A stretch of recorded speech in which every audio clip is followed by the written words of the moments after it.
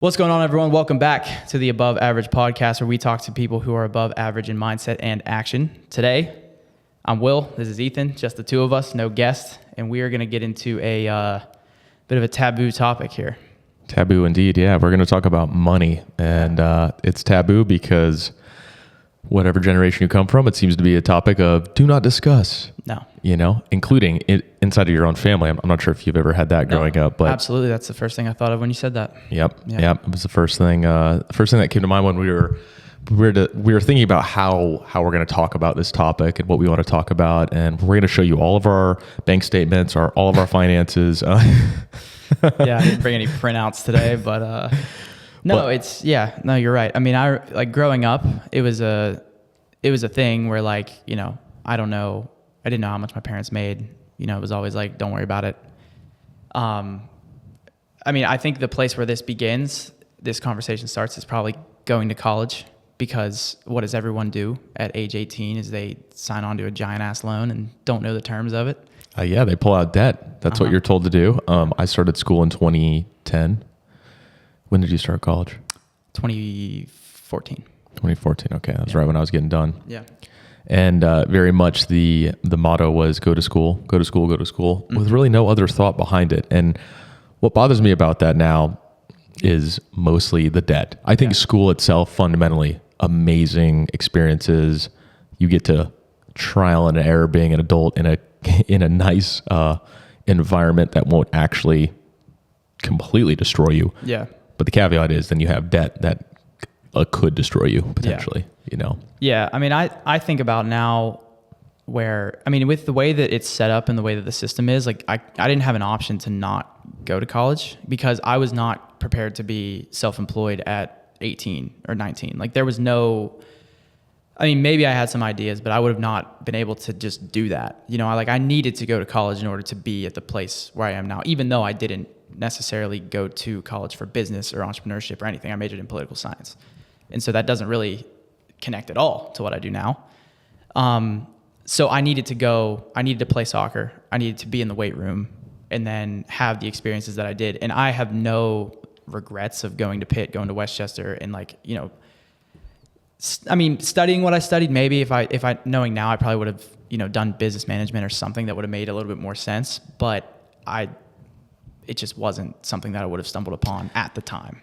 It probably wouldn't have for me either. I think one thing that drove me to getting more of an interest in it when I was a little bit younger, like, I knew that I wanted to try to make money, like, out of the norm. Like, I was like a wannabe entrepreneur when I was like a teenager. Like, I was like, oh, how can I make money? Like, one of the first things I did, and this is the stupidest thing ever, but it's really funny. There was a drink that came out. I cannot remember what it is.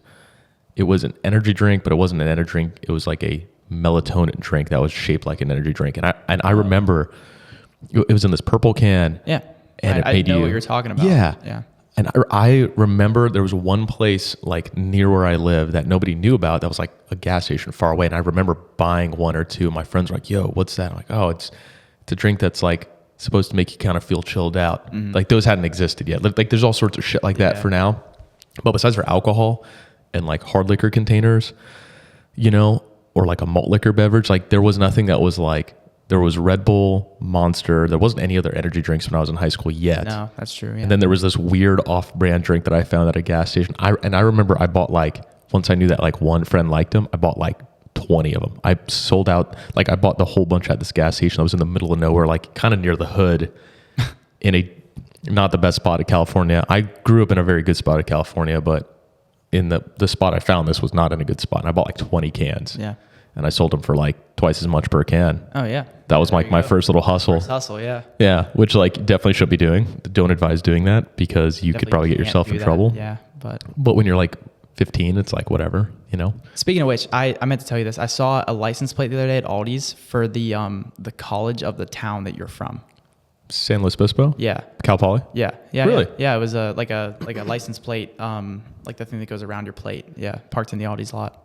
And I was like, I've never seen that before. Wow. And the only reason I knew what it was is because you've said it. Like, I would have never had any connection to that town. Wow. Yeah. Yeah, I very few and far between. I think way out here, unless you're in engineering or agriculture, you wouldn't know what Cal Poly College is or maybe if you were in wrestling. It did bring some wrestlers there, a couple football players, but nothing like major. Like it wasn't like in the South or anything. I played against Cal Poly Pomona in my 5th year.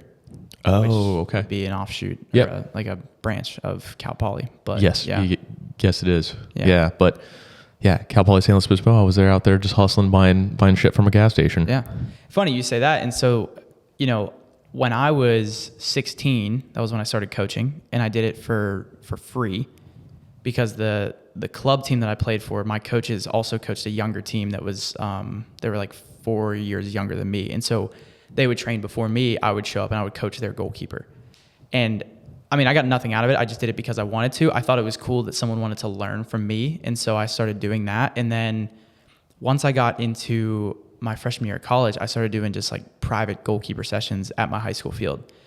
And so, it's slow. You get like a couple kids younger than you just reach out like, oh, you play in college? Like you can teach my kids something. And then I was doing sessions like every weekend. I did that all through college. Like that was my job besides also coaching with the academies and stuff. And at one point my dad said to me, he was like, oh, you're an entrepreneur. And I was like, now that you say that, I guess I am. Like I don't have any official business model. Like I just, I kind of show up to the field and I, get paid for an hour and I do what I do. But never really thought about it in the sense of like, oh, I'm just going and making something of nothing really. Yeah. And then that was kind of how that started. And then that's how I got into coaching further.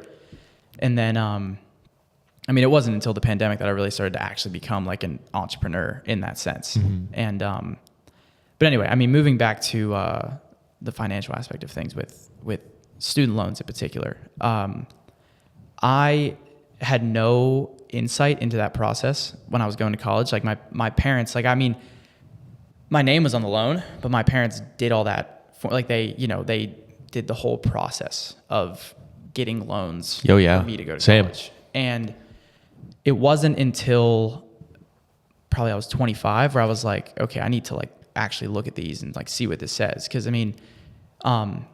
my parents, great about it. Like they've helped me with my loans and stuff like that. But, at one point I was just like, my name is on this. Like at the end of the day, this is mine. I need to know what the terms are on this. And I need to know what it's going to look like how long am I going to be paying this off for? Right. And so then, I'm looking at, I had like, 4 different ones at, they were like variable interest rates. And then, recently we have rates going up, and they were the lowest they've ever been. And now they're the highest they've been in a long time. And so because of looking at that, I was like, okay, we need to like refinance these. And so then now my loans have been refinanced to a fixed rate that's better than they were with the variable rate. Right. And so I think that just debt by itself is, I think, the place to start. Yeah. Because there's a lot of different kinds of debt. Some better than others. Credit card debt probably being the worst. Guarantee is the worst of them all. Yeah. Because the rates are extremely high. And I think people don't have any idea of what a credit card actually is doing from a process perspective. Yeah. And I got my first credit card at 22, 23, 24, something like that. And I got it so I read a book, I Will Teach You to Be Rich by Ramit Sethi. I would highly recommend it to anybody. That's like the new version of Rich Dad, Poor Dad, mm-hmm. sort of like you either have like your Dave Ramsey or you have like what is his name? Oh, I can't remember his name. The Rich Dad, Poor Dad guy. It's like Kawasaki, but that's not really how you say it. It's something like that. Yeah. I can't remember. Yeah. But you have those guys that are like very like anti-debt, like don't get into any kind of debt at all, like nothing, pay off your like debt before anything else. And then you have Ramit Sethi, who's more of a modern approach of, you can have debt, but you have to do it in the right way. Like you should have, prioritize different things over others. And so when I read this book at 24, this is my first real introduction to like how I should look at money. And, that book is laid out in this process of, it talks about credit cards first. Like if you have credit card debt, pay that off first. That's the worst thing you could have because the rates are so high. You're looking at like, what is it? Like 20 to 29% APR, it's crazy. And you can get yourself into a hole so quickly. Yeah. And so because of that, I never carry a balance on any cards. Like if I have a credit card now, I use it to build credit. I use it to use the points, but I never carry a balance. Basically the rule of thumb is like, don't spend the money you don't have, which I never have done. I've never put something on a card that I can't pay off right away. Yeah. And I think people maybe don't know that, and they think that a credit card is just like, not free money, but it's something that you don't have to necessarily think about. And then the next thing they know, they're in like a ton of debt. And now they're like, how do I get out of this shit? Well, I think it's because of those interest rates really screw people too. That's the biggest thing. Like I remember talking to my sister about that. She had put herself in a debt from like a traveling job, and she wasn't going to get the first paycheck for like 2 months because she was traveling for a month and then going to get the paycheck after the first month. She was like contracting, and she had like put on moving costs, buying furniture, like 10 or 15 grand on a card quickly. Yeah. But then realized that the interest rate was going to like start kicking her ass. And when she was paying for an apartment that was slightly too expensive, she couldn't get past just paying off like interest. Yeah. And I was like, you gotta figure something out differently to try to lower that. So she did in time, but it wasn't an easy feat to do. And like, I hold a balance on mine on and off, but I make sure I pay, like I have it on auto pay, obviously. Yeah. Don't want to miss a payment. And then I'm like, okay, like I put a couple grand on there for one specific thing. The minute I get a paycheck, I'm going to cut out a big amount of it and just drop it right on there immediately. So at least I'm lowering it quickly. Yeah. And I've never held anything for longer than maybe a month or two, you know? Which we should say, none of this is intended to be financial advice. This is our own experiences, educational purposes only. If you need financial advice, contact a financial advisor, which we are not. We are not. We just enjoy this topic, and I think we both thought about it. And I guess, I don't know. I guess the interest spawns a little bit from like maybe not understanding money earlier, but also really having an interest in how you get out of the situation that you might have been in. Which like I was never like dirt poor as a kid or anything like that. I didn't have any extremes, but I wasn't exactly above and beyond. And I was like, how do people get there? Yeah. Like how do people physically get there? Like I see my parents doing the right thing. They both have master's degrees, but like how do you actually get further? And that's where this stuff kind of comes from. Yeah. Yeah. And, it's funny. I think back to when I was in college, I have an older cousin, Mike, who, he lives in New York City. He and I have very, similar mindsets, and we didn't really know that until later in life. And, I remember he said to me at one point, he was like, do you care about money? Like, he wasn't saying that like to be a dick, but he was just like, it was essentially, he was asking me like, do I know about it? Like, am I into the idea of like having money and like knowing what to do with it? And I remember thinking at the time, I was like, no, I don't care. Like, I just need to make enough, like just to do what I want to do. And now I don't have that perspective at all. Like, I'm like, this is what I think about all the time and it's unfortunate that it's that way. Yeah. Because it shouldn't be something that limits you from doing what you want to do. But that's the way that's the way it has to be. Yeah. Right now. And, it's tied to freedom in a lot of ways. Unfortunately, it is. I mean, it is the way, basically. If you have financial freedom, you can do whatever you want. There's a reason it's called fuck you money for a reason. Yeah. And, exactly. But with this book, I Will Teach You to Be Rich, like, the first chapter is about debt, and then it slowly gets into things like having an emergency fund, and then having a high yield savings account, and then investments. And so within 2 days of reading this book, like I had set up a high yield savings account, I'd set up a brokerage account and an IRA, because being self-employed, like unless I take on a 1099, is this a 1099 job, right? That's the way. Yeah. And, unless I take one of those on, like, I'm not going to have, a 401k or like a retirement plan that's tied to my job. And so that was the reason for, getting an IRA, which anyone can do. I mean, you just open it up with, Schwab, Fidelity, Vanguard, whatever you want to do. And then from there, I mean, you can't touch it till you're 59 and a half. Yep. And I believe you can touch it for, reasons of like having a kid or buying a house or like different big life moments like that. But, from what I understand, if you need to pull out money on it, you can pull out the money you put in, but you can't pull out the money that you've gained on it though. That's where you get penalized until you're supposed to be at retirement age. So like, I view it as like, it's a backup of a backup account. Like if you have an IRA There's no reason not to. It's an individual retirement account. You can't open one up if you make X amount of money though. If you make over like 150, 160, I want to say. You can like price yourself out of it. You can price yourself out of it. Yeah. Yeah. I wonder if I made that much now, I mean, obviously maybe I just can't put back into it now at this point. I don't make that much, but I've never thought about it because like, I guess my current amount would just continue to grow without me adding to it, which would be great still. Oh yeah. So that would be fantastic. I mean, I think even if, like it's worth having like early on, because even if you end up like pricing yourself out, like that's still going to grow tax-free for whenever you're older.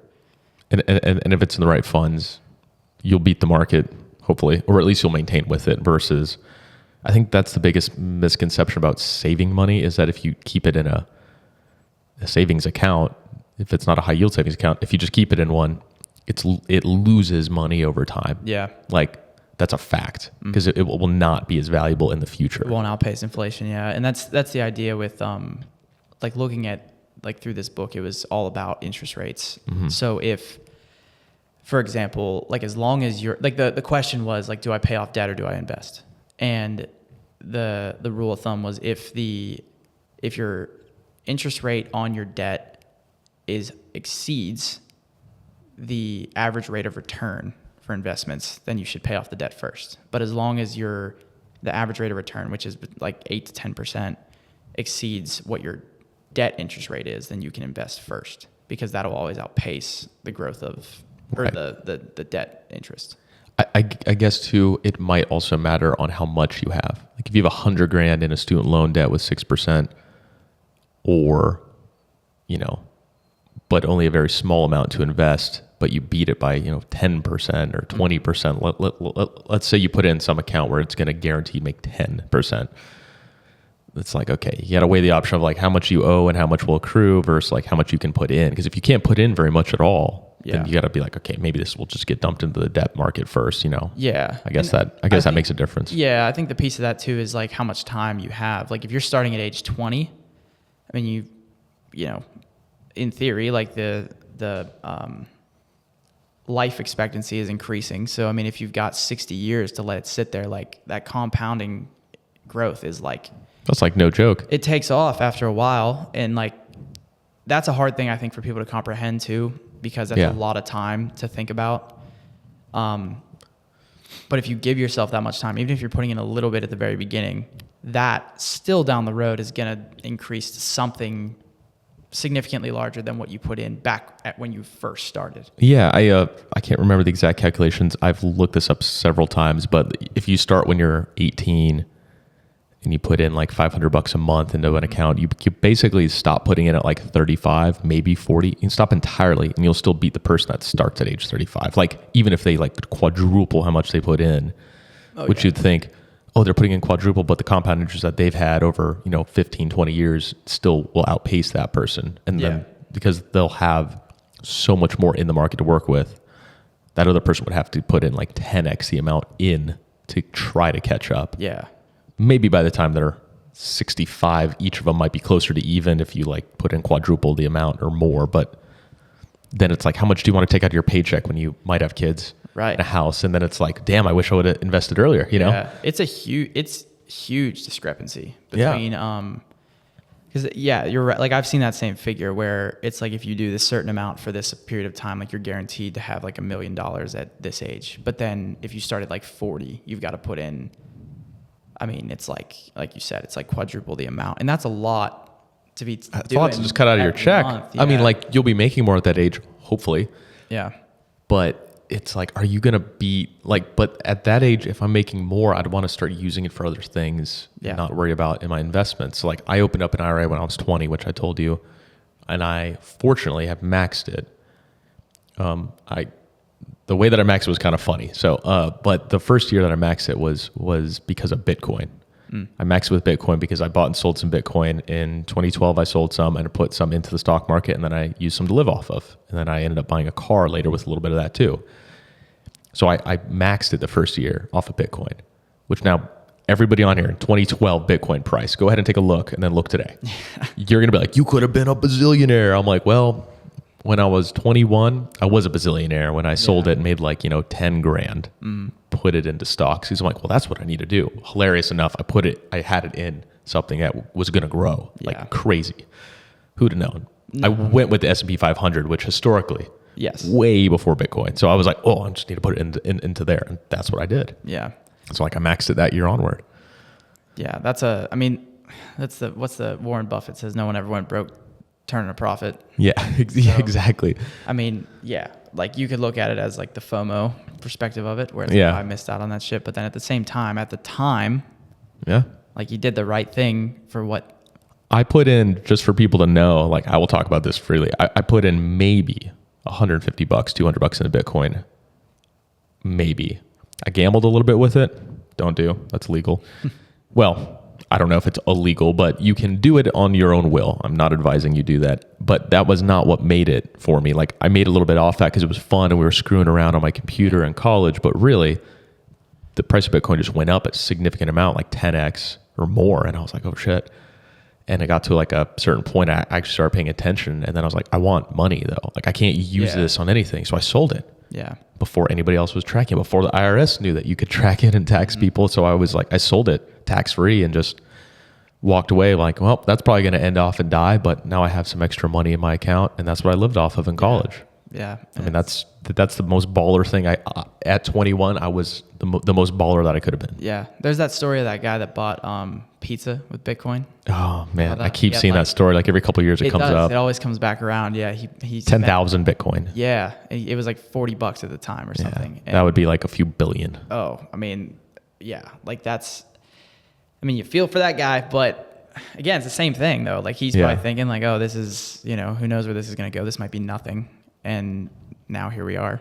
And I have a little bit of crypto. Like I have Ethereum and Bitcoin, but it was always like a buy and hold thing. I'm just going to see where it goes. Like, I was never I was always prioritizing like, brokerage, IRA first. And then, which again, we're not advisors, but that is like historically, you're just going off the historical gain here. Like S&P's year over year still beat a lot of stuff, and it's probably going to stay that way unless our country's not around. I mean, that's really it. Yeah. On the flip side, if you want to be, Mr. Worried about everything all the time, Bitcoin is transferable. You can put it on a hard drive. You can leave the country. You can pull it out somewhere else. I mean, that's like, it's very doable to do. And you don't have to rely on using banks that are here or index funds that are, within a certain limitation, but it's very volatile. Yeah, no, that's a point people make sometimes. And this comes from like the people that say this to me are people that just don't know, but they're like, oh, if I invest in this index fund, like, could that ever go to zero? I'm like, well, the biggest companies in the country would have to shut their doors for that to happen. Like you're talking the Apples and like the Microsofts and Meta would have to cease to exist for that to happen. Yeah, and the S&P 500 is made up of like the majority of that fund is like the largest percentage is those biggest companies. Like the top 10 companies own like 85% of it or something like that. Nvidia is like the biggest. They just surpassed everybody, I think. Second now, like only behind MicroStrategy, I think now, like as of like yesterday. Yeah. Like $3 billion valuation or something like that. Insanity. That's another one people missed out on. Like there's what's the one girl's name that Kathy Woods, I think. She sold Nvidia like right at the bottom. Oh no.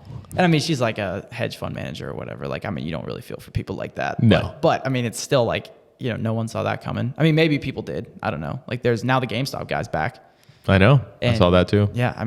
That's crazy. I never thought that guy would have came back. I just watched the movie about that. I didn't watch the movie. I didn't know anything about what was happening at the time. Like I just knew, I was like, okay, GameStop is cranking. And I knew what was going on. Yeah. Yeah. I was like, I'm not going to touch this because like at the time too, like silver was also like really increasing and people were like jumping on silver. And then like that wasn't like, that was, it was gambling essentially, like no one was really, there were people that were just jumping on the bandwagon, not knowing what was going to happen. And then those are the people that were left with like the losses. And the movie really explained like what actually happened, like that, like similar, like The Big Short, like those big instances that occur, like that, pumping something. Yeah. So what's been your so we were talking going through like college loans originally, and then how do you use this as an entrepreneur now? So like you've kind of mentioned a couple things here and there, but like, going through those stages, what's your strategy if you had one per se with being a business owner? Yeah. Well, so the interesting thing about that is, being self-employed, the difference is like you get paid almost sporadically, where it's like if you with the nature of what I do, like some people are on like subscriptions, or some people will like, pay in full or whatever. So there's different, like you're almost like, when I had 3 clients, like I was getting paid 3 times a month, basically. And then you get more clients, and then people are scattered throughout the month. And so I think for when you're self-employed, there is always this thought of like, if I don't make any money this month, what am I going to do? Right. And that never goes away. It doesn't matter. Like you could be, I don't know. I haven't gotten to the point where I've felt that would go away, even though it's like my business has grown a lot since when I first started, like as you'd expect. But, there's always that feeling of like, okay, I need to be prepared in the instance of I don't have any clients, which again, like has never actually happened. And like even the other coaches that I talk to, the mentors that I talk to, they're like that's never going to go away because I am the business. Yeah. So like with regular jobs, you can, show up and do the job and, I'm not saying anyone shows up and does a bad job on purpose, but like you can just do the job for a while until maybe someone's like, hey, like, you're not performing or whatever. I don't have that option. Like I have to like deliver in order to get paid, basically. So you can never really take your foot off the gas. And so because of that, like I keep more liquid cash on hand than most people probably would. So then in that sense, like with anything money related, you can automate now, like from like talking about credit cards, like if you have a credit card, you should set it up to where it is automatically going to pay off the balance. Yeah. And it pays off the minimum at least or whatever. You can do that, and I have that. I'm very on top of my credit card. Like I pay it off like often. Like I don't like carrying a balance on it. Like some people will just be like, just pay it off at the end of the month. I just don't like seeing a balance on that. I'd rather it be at 0 all the time. So I'm, paying that off before it even gets to that automation. But then with like savings, I have that set up to be automated. And I have I use Sallie Mae. Familiar with Sallie Mae? I know they offer student loans, but they have a high yield savings account. It's called Smarty Pig. And I'm not affiliated with them in any way. I just have their account. And so I have that set up. I really like the way it works is you can break it into like buckets where you can set up, it's all one account, but you can set it up in different things, like for different purposes. So like I have one that's my emergency fund. I had one for my house down payment, and then I have one for just travel. And I have the emergency fund and the travel one set up to just automatically deposit a certain amount per month.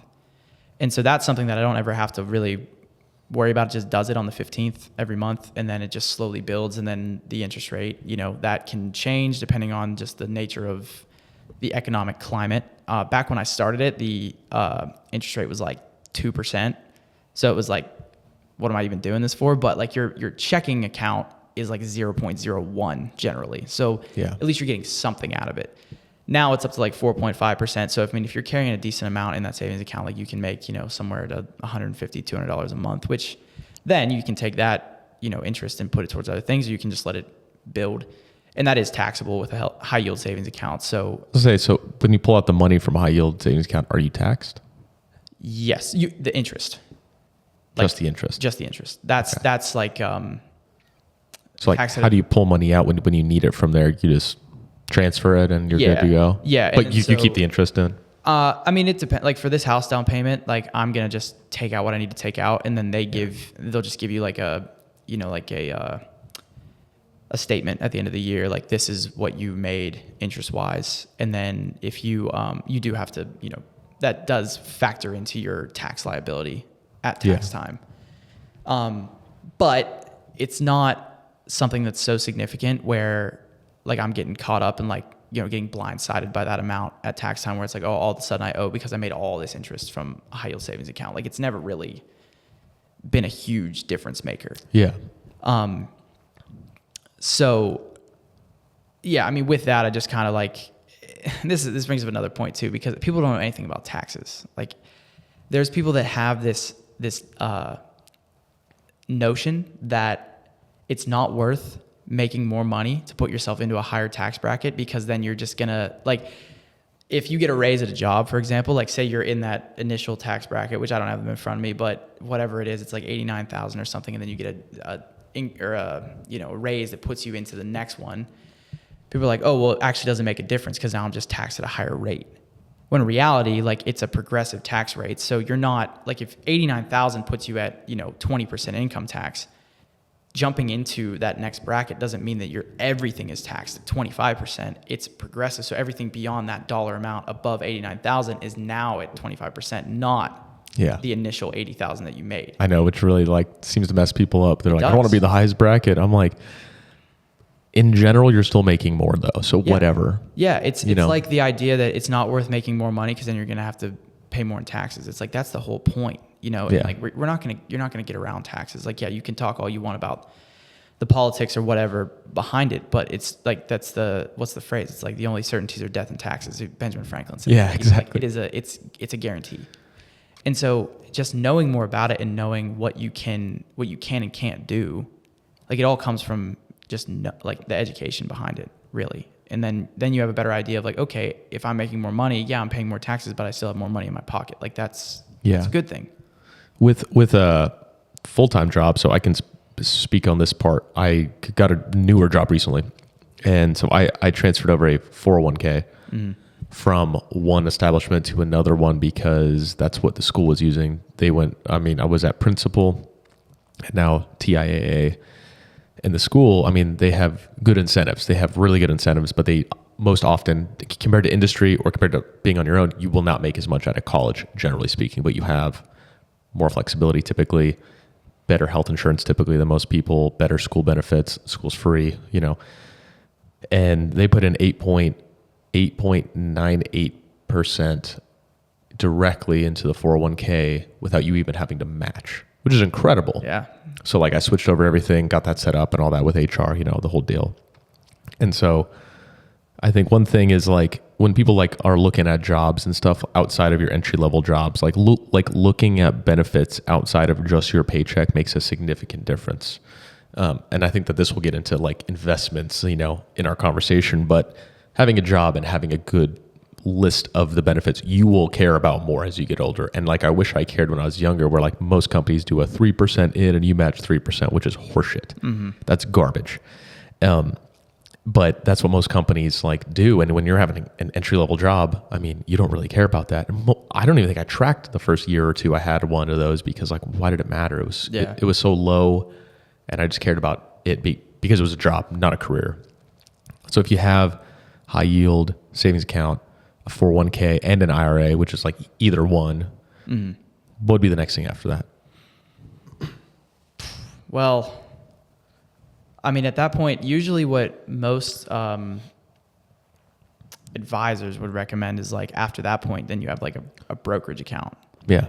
Because with an IRA, you have a limit as to what you can contribute, right? And that's per year, but then also like if your income is too high, then you can no longer contribute to that IRA. Yeah. And so then at that point, it feels like, okay, then this is like you're maxed at what you can invest. But then with a brokerage account, like that's basically like some people look at that as like a high powered savings account where you put money in there but that is going to be taxed. Like that's the main difference between an IRA and a brokerage. Like an IRA is tax free. You're putting in earned income into that. It's already been taxed. And then when you take it out, you're not paying any taxes. On the Roth side, not the traditional side. Yes, on the IRA, on the Roth IRA. Yeah. So when you're, taking the withdrawal from that at 59.5, you're not paying taxes on the withdrawal. Now with a brokerage account, you have, capital gains, the tax that you have to then, take care of when you withdraw from a brokerage. And it's the same thing. Like we were just saying is like, people would look at that and be like, oh, well, okay, I can invest, but then I'm gonna have to pay taxes on it, but it's still like, it's going to grow the money. Mm-hmm. So the last step would be, if you've maxed out everything else, that you're taking advantage of all these tax advantages and you still have money left over, then you get into the brokerage, which is set up in the same way. And I think this can be confusing with people and I was confused by this too when I first opened it, is you have, like when I look at my investment account, it has the brokerage and it has the IRA, like, side by side. And they're different. Like they're stratified because, one has the tax advantage and one doesn't. But the main difference is I can pull from that brokerage at any time, but I just have to then pay capital gains tax on the growth of those investments. Yep. So it's still worth doing because there's more flexibility in it. For the long term, you could hold a brokerage account like you do with an IRA and like just never touch it, which is like my plan. Like I don't really plan on using it unless I absolutely have to. But there's no penalties for withdrawing from that. It's just taxed. Just taxed. Yeah. Which again, but you're still making money on it. So it's like, I always like, it's just funny when people get kind of bent out of shape about it. And I'm like, if you follow these structures, which however you work a job, you can still come out of it really good off if you learn like these basics. Yeah. Like if you have a job, if you work for yourself, if you are just continuing your career, if you set these things up, generally speaking earlier, it will blossom into something that is like useful and going to help your family and yourself, and it's harder to do that as time goes on. It seems things are more expensive right now, but outside of that, then what? We get into other kinds of investments like property and companies or crypto, which I think is like, those are like the razzle dazzle things that go in and out of style sometimes, or sometimes they go in and out of pricing ability, like buying a house. Yeah. 40 years ago, significantly easier, even with higher interest rates. I don't care what any asshole says on the internet. 13% interest rate on a house that's $50,000 versus a 7% interest rate on a house that's $400,000, same house. I mean, come on, man. Very different. Yeah. Yeah. Like you have to make like 6 times as much as you did in the 80s, equivalency, which means you're making like $200,000-$300,000. Who is making $200,000-$300,000 and we know it hasn't regularly? Caught up like that. Yeah. Hasn't caught up like that, right? So you were talking about a house, so like that's like another like investment that you're putting yourself into, because that is like going to build up your credit and financial ability. Yeah, really. I will say, like, when you have your hands in like all these different things, like you have to have your shit buttoned up. Like you have to know like what the potential, like what needs to happen. Like, so if I did pull from that brokerage, like I'm going to need to then factor that into like, what I need to be prepared for at tax time. Because being self-employed, like I don't, like in a normal job, like your taxes are taken out of your paycheck right away. So then, at the end of the year, you don't really have to worry about making payments. Like I have to pay quarterly estimated federal tax payments. So I have to hold on to certain amounts of money to then make those payments. I mean, I could just not do it, but then I'm getting hit with like, you could just wait till the end. And then but then you're looking at, you might have a bill of 10 grand and you're like super high. And then I'm like, okay, well, if I didn't hold on to all that money, now I'm in a tough spot. Cause I'm like, well, where'd all that money go? What did I spend? All that stuff. And so you have to have an idea of what that's going to look like. And so same thing with like real estate, I've kind of had real estate thrown at me. It was something I became interested in around the time I was learning about money. Cause you have these people that, buy properties and rent them out. And then you've got passive income, which is what everybody wants. But real estate really isn't passive income when it comes down to it. I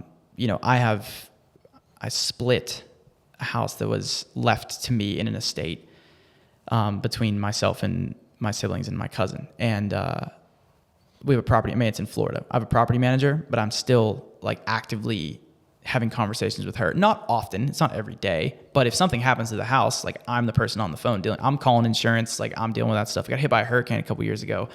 I dealt with that. That's not passive at all. Like that's a secondary job essentially. And for all the stresses that it does come with, I still think it's worth doing because there's a lot of ways you can look at real estate investing, because like for example, say, you buy like a duplex. Okay. You rent out both sides. Now there's certain rules you have to hit. Like if a duplex isn't going to rent for what the mortgage payment is going to be and at least cover that, it's not worth doing because now you're losing money every month because you're paying the difference of what that rent is not covering. But even if the rent does just cover the mortgage and doesn't leave you anything else, you still have that mortgage being paid down by the rent over time, and you're not spending anything further on that mortgage payment. So you might, spend money on the down payment, which that is cash out of your pocket. Mm-hmm. But then eventually, if you hold on to that house for 30 years and that rent is paid off by tenants, which that's a whole other conversation, because people hate landlords because they're like, oh, they're just leeching off society. It's like, people need somewhere to live. Doesn't really, if I'm taking the risk on buying a piece of property that's worth $300,000, I should get a benefit from that, because that's a huge risk you're taking. Right. Now, even if you held on to that for 30 years and never made anything from the rent in terms of cash flow, 30 years from now it's paid off, and all you did was spend money on the down payment to acquire the house. Yeah. Now you have an asset that's worth whatever the listing price was at the time, but housing also appreciates. Like we were just talking about, $50,000 to $400,000. So now at the end of 30 years, you have an asset that's worth, potentially, I don't know, if you bought it for 300, it's worth 375 or 400,000 30 years from now, that you spent $20,000 to acquire. Yeah. Now you're not talking about, maintenance costs, like that obviously plays into it as well. And then the cost of, vacancies and different things that. All of the money invested in, it's still probably, I'm just going to throw out a number. This is probably not accurate, but like 5x the amount that you did put in. Oh yeah. Given the 30-year time frame of all things considered. For sure. Passive though, like you said, probably not. There's stuff to work on. Yeah. And with how expensive things are right now, like I've contemplated this back and forth, and like I wish I pulled the trigger on a house, right during the pandemic, because it was so low and the interest rates were low too. And I was like, perfect. And I was trying to, and just situationally it wasn't like ideal. And now it's just harder. So I'm like, if I even had a duplex, I would maybe break even, and if I lived there, which means I'm paying my part of the rent. Yeah, right. And whereas before, I think it was like you can probably get someone to really front almost all of that mortgage realistically. Yeah, pretty I don't close. know if you really even can right now. You might. Not. It might be almost even. It depends on where you're at. What I found was that, like, where I was looking, because I wanted to stay within the city, like rents are higher in the city than they're going to be outside of it, just how things are. But for the most part, like the rent that I would get on a duplex for renting one side and living in the other, I would probably still be paying at least like $1,000 myself to make up the difference in the mortgage, which for me, the way I was looking at it was like, okay, well, if I can live in this place and still pay less than what I would pay in like, a regular apartment by myself, that's a win. Yeah. Because then the other part of that too, and we're getting into the weeds of real estate now, but when you are going to live in a property that you're going to buy, you can qualify for an FHA loan, which is like a government-backed loan, and it is dependent on your credit score as to what interest rate you're going to get. But if you have a decent credit score, you can get, a slightly lower interest rate than what like the going rate is. And as long as you commit to living in that house for 1 year, you can keep that rate.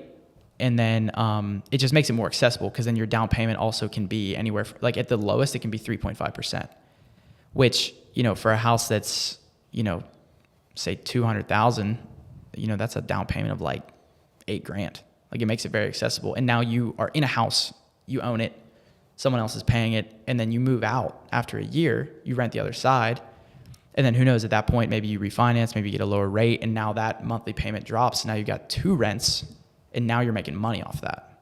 Yeah. It just takes a little time. Yeah, that's the idea. It takes a little time. It does. It takes some paperwork. It takes renting your name that is a risk still. For sure. If you need to pull the ripcord and move, it's not going to be like you just cut a lease. No. You're going to have to sell it. You have to sell, and then you have to pay closing costs. And then you possibly, like, you could be at a loss. Like, if the market, is not in your favor and you want to sell right then and there and you have to, you might be out significant amounts of dollars, Yeah. What I think it comes down to is, and it's a scary process of signing onto that loan of this building, because shit breaks. Yeah. And I think the way I reason it at the end of the day is like, I'm young relatively, like I'm not 20, but there's I think you're better off taking those risks now.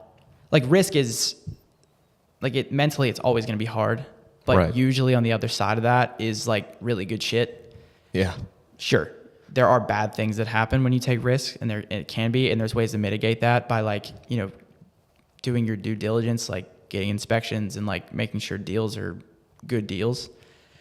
But, and I say this as if I'm like a big time investor. I'm not. I'm like, he's a multi-millionaire. I'm early on in the process. In fact, he invented Bitcoin. I wish, dude. I don't even know how that shit works still, but, no, it's, you know, even with starting a business, like there's a risk. But all of the biggest things started out that way. And so, you know, you could play it safe. Yeah, sure. And just like, you know, we were talking about this on the last podcast, you know, get a job that's going to be safe and steady, but not really what you enjoy. And like, yeah, you'd probably be fine. Yeah. But that's what most people are fine. Right. Keyword fine. Yeah. It's still relative, you know? Yeah. But like we're fine, here, like fulfilled, yeah. like there's a difference. Yeah. Right. Exactly. But like we're here like one time, you know, like that I know of. And so might as well rip it and like just, I mean, don't be stupid, but like give it your best shot, you know, at the very least. And then, you know, you might come out of, you might fail. And like everyone fails. Like, I mean, you talk about like the KFC guy wasn't a millionaire until he was like 55. Yeah. But you have time to fail and then fail again until something sticks. Yep. And then next thing you know, you're like, holy shit, you know, I would have never thought I was going to be in this position based on where I started. So, you know, it all comes down to like just education, I think, and just knowing the ins and outs of things, which a lot of people don't do. A lot of people don't take the time to do that. But I think this is a part that I always have a hard time saying, because I do feel like I think everyone has the time to learn about stuff or have a side hustle or do something else. And I say this, and then I feel like people look at me and are like, oh, you're self-employed. You make your own schedule. Like you have all this time. Like, you know, you're lucky. I'm like, it took me 4 years to build this shit to design it the way I wanted to, you know? And so like I put in the work. No one saw that shit. They just see, okay, now I run a business from my laptop and that's all great. But like I didn't know if I was going to get to this point. And so. And like you had a job. Yeah. And you were doing this outside of your job. Yes. Yeah. I had one at the same time. And so I was working on that outside of that. And so for the people that are, you know, maybe in that 9-to-5 position where they feel, and like, I can't imagine what that would feel like, you know, where you have to do something where you don't have the flexibility, where you're like stuck in one place for 8 hours and then you come home, you know, you're tired. Like you got to eat, you got to do all this. I mean, if you have like a family, you have whatever other responsibilities, like it is hard to find to commit the time to that, learning the other things.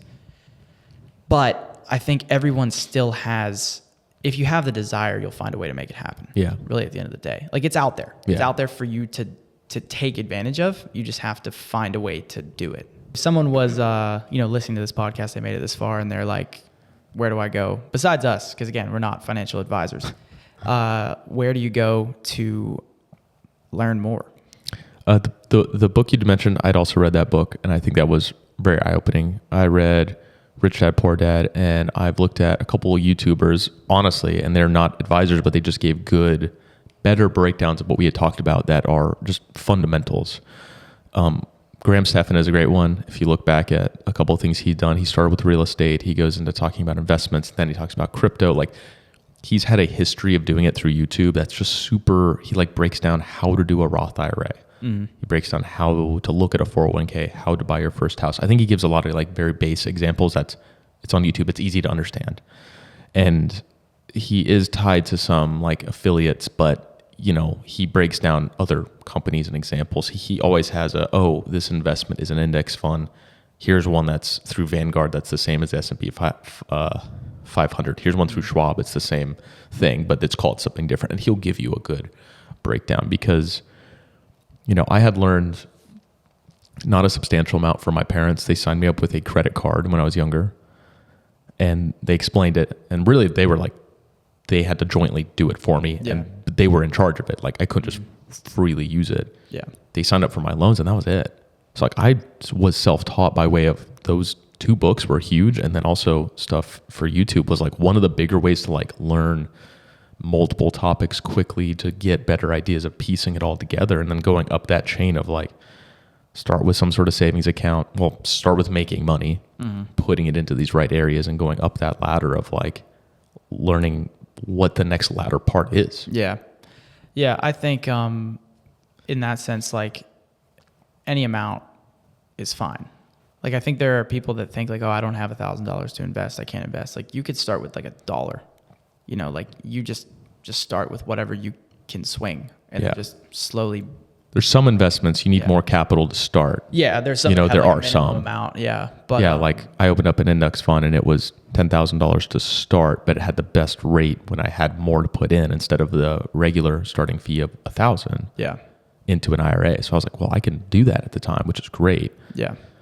But I think outside of that too, it doesn't hurt. Get a financial advisor later. I don't think you need to do that right up front, but I think it is not going to hurt to just like start talking to somebody that can kind of sharpen the blade for you. Yeah, and I think there's a distinction there with that too, because there's some financial advisors that like just want to open up a fund for you and then they take a percentage forever.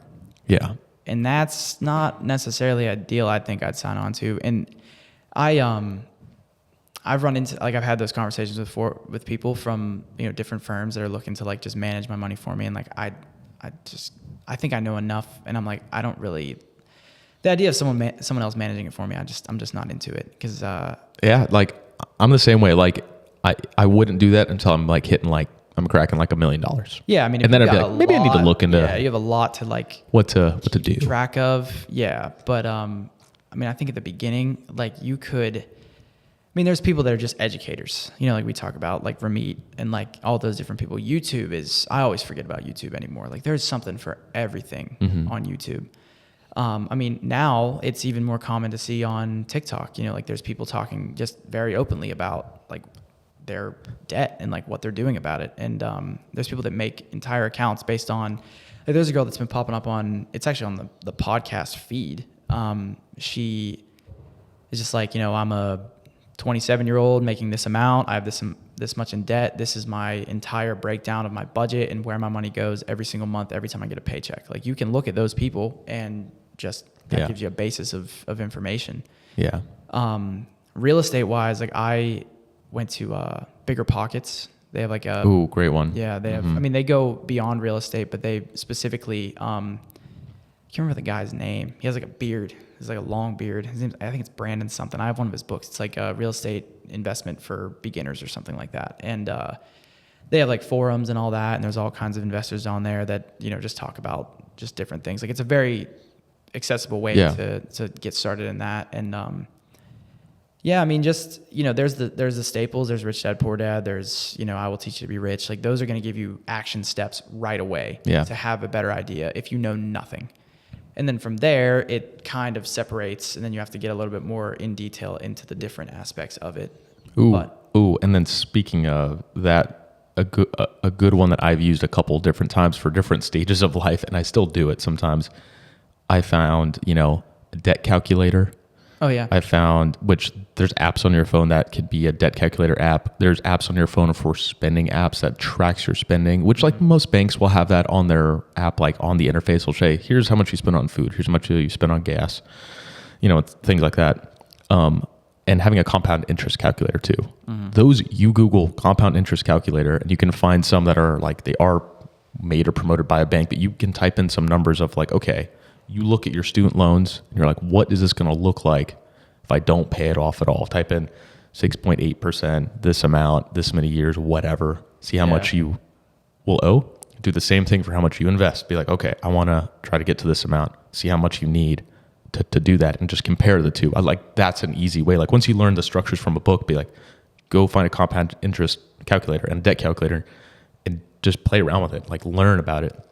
And then do the same thing with like your expenses. There's expense apps that are like show where you're putting your money, like on spending, but even more so on the investment part. I think those are super, super easy. I think that would be like, if I knew nothing right at this moment and I wanted to start, what I think I would do is, and I mean, if someone told me to do this, I would go and look at like, just where's money going per month? Like, look at your fixed costs, look at what you're spending. And like, you can do that through, like, if you have a Chase credit card, you can look at Chase, it'll analyze your spending. PNC, like, whatever card you use, there's a way to analyze that spending, whether it's a statement or whatever. Go in and look at that. break it down by category. Yeah. Figure out what's fixed, like what you have to spend on every month, because you're going to have to spend on rent, mortgage, gas, food, utilities. Like that's a given. That's never going to go away. And then the lower you can get that number, the easier things are going to be, because then you're keeping more. Right. You know, and a lot of the time people look at, you know, like, oh, I need to make more money. It's like, whoa, maybe you just need to spend less. Yep. Because and that's like the biggest starting part is spending less. Mm-hmm. So I grabbed my phone because I couldn't remember the name of the app. It's called Mint Mobile, which is made by QuickBooks. I've heard it, yeah. And that's where, because I know somebody will probably ask, well, my bank tracks one thing, but what if I open up another bank, or what if I have loans? Mint Mobile lets you add all of these accounts together, and it shows you like a debt ratio that you have to profit ratio to how much you spent. It shows all of it. Yeah. And it shows, you can plug in your student loans. I could plug in stuff from the VA that I have. I could put in my income. I could put in all my credit cards. Like I had it all together, and it shows here's how much debt you have. Here's how much you have made in a couple different formats. Yeah. Mint Mobile was solid. I have something like that too. It's called Empower Financial. Yeah. It was called something else a while ago, but same idea. You can connect all your accounts to it. You can put in, like I can put in like my car loan, my student loans, and it'll basically just calculate your net worth. Yep. And then it will also show, like I get emails from it sometimes where it's like, you spent this much more than this week than you did last month or whatever. When it, you know, those, I mean, that, I'm like, oh shit. And then I realize, I look at it, I'm like, oh, I just transferred something from somewhere else and it looks like I spent it, you know. But for mine, like my calculator, and I'll be like a little transparent with this, I am more profitable than debt by about, I don't know, somewhere between 20 and 30 grand in the grand scheme of things. I have more cash and investments, but I have more debt from student loans. So like if I had no loans at all, it'd be solid. It'd be super high, but I have a master's degree.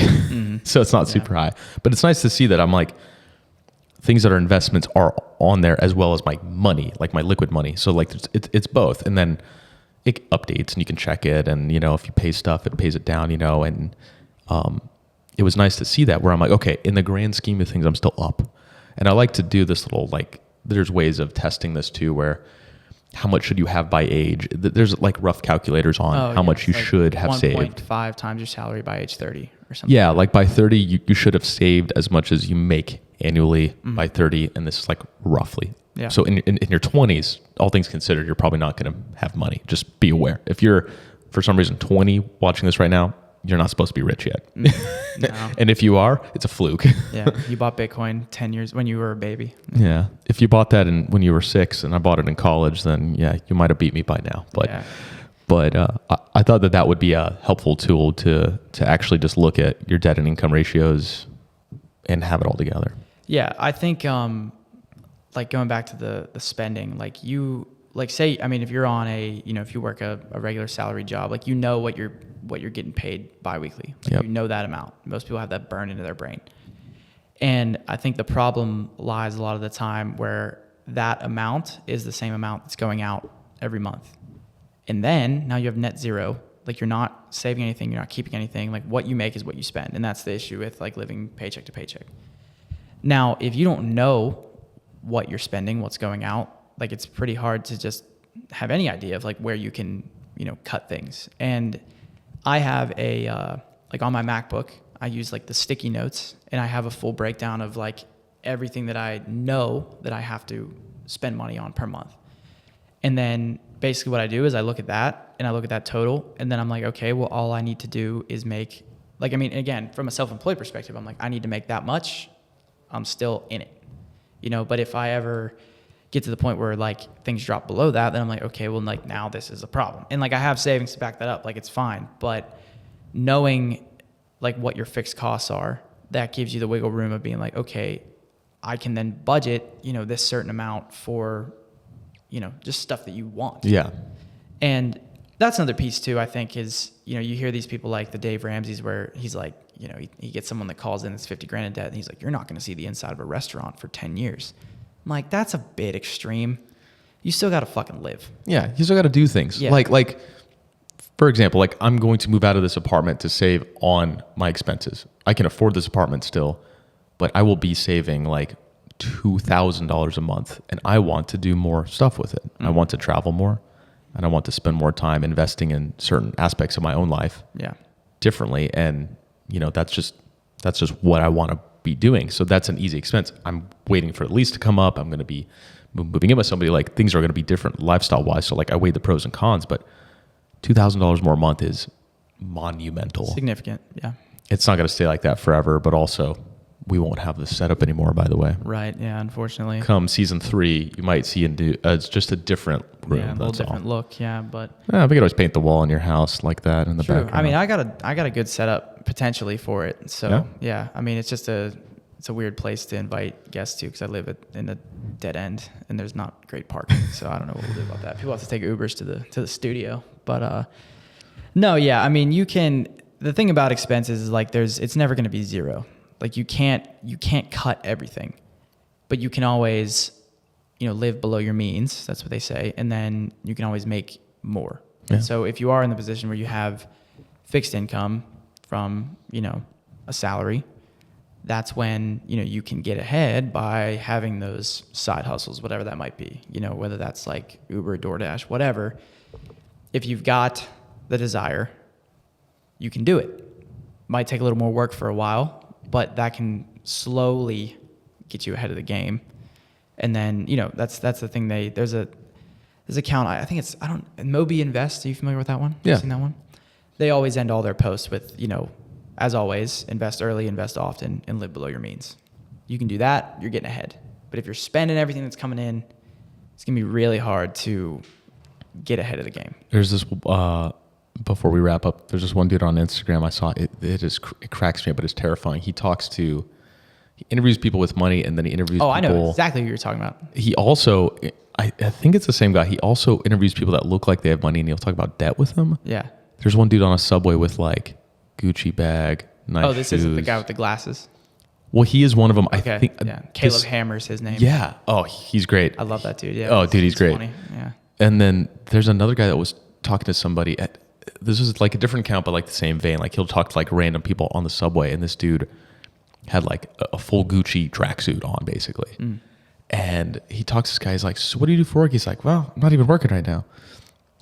He's like, "You got some expensive things." He's like, "Yeah." He's like, "I'm just throwing it on those credit cards. I just keep getting like a new credit card like every week." Oh God. And that's what this guy was like. What happens? And he's like, "I'm not worried about that right now. I'm living my best life right now, all this." And he's like, "How much do you have in debt?" He's like, "Probably $200,000 on credit cards." And I'm like, dude, I could throw up. Like, that's fucking $200,000 on a credit card. You're dead. Like you're never getting out of that. Not working. I think he just assumed, I think he's just going to like work and do whatever. And he's living fast. Yeah. I don't know.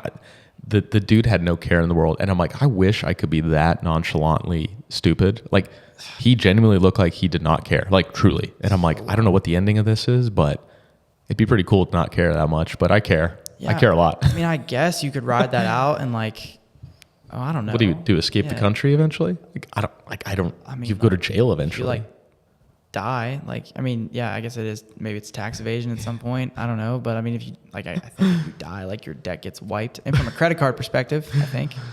Yeah. But still. Except for loans. Yeah. Student loans carry over. Yeah. Federal loans carry over. Yeah. No matter what, which is, that's a little crazy. Yeah, it is pretty wild. Yeah. But yeah, no, don't do that. Don't rack up unnecessary credit card debt for no reason. $200,000 in debt. I'm not a financial advisor, but I'm not doing that. Where can people find you and your business and keep you financially good? Well, for fitness, MarshallFitnessTraining.com. Instagram is @WillMarshall_1. I don't have any finance content out there because, again, not a financial advisor, but it's all tied together, so I think that's the reason that we felt that we could have this conversation. What about you? Where can they find you? You can find me at Ethan Merritt Official on Instagram. The other Ethan Merritt is like some Swedish DJ. So I have official at the end of my name. Yeah. There's a Will Marshall that's a skateboarder, like a pro skateboarder. Oh, sick. Yeah. Cool. I know. I think I'm going to follow. Yeah. I think I'm going to ask him get him on the podcast. Yeah. Weird. But thanks for watching this episode. We'll have more guests. We had a really cool guest today, really spiritual, eye-opening too. She was awesome. Yeah. I don't know when this will come out, so I won't drop her name yet, but we'll have some new guests coming out the rest of the summer. For the rest of season 2, we'll be in this room, at least this setup, until the kind of, I don't know, near future. This might be at the end of the year, or maybe the beginning of next year. So appreciate everyone sticking around. Hopefully you'll see more, and subscribe on all the things if you haven't found us, and see you guys next time.